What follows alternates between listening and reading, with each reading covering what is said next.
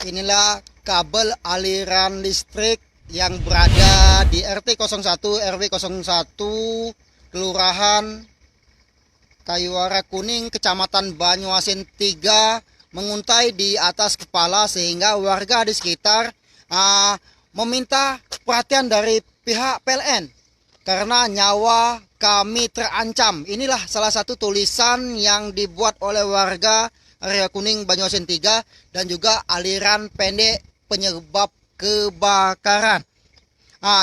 Perhatian ini sebenarnya masyarakat di wilayah Banyuasin 3 area Kuning ini sudah lama mengharapkan pihak pemerintah untuk memperhatikan dan membenari kabel listrik yang menguntai sangat membahayakan anak-anak maupun masyarakat yang melintas di areal sini.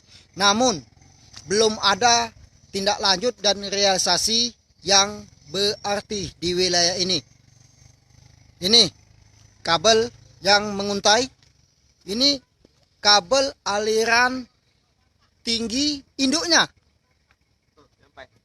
Nah, ini di salah satu pegang oleh warga nyampai di atas kepala, dan di sini sangat kesulitan apabila ada kendaraan mobil melintas di sini, truk untuk membawa angkutan hasil petani mereka tidak bisa melintas di sini karena sangat membahayakan.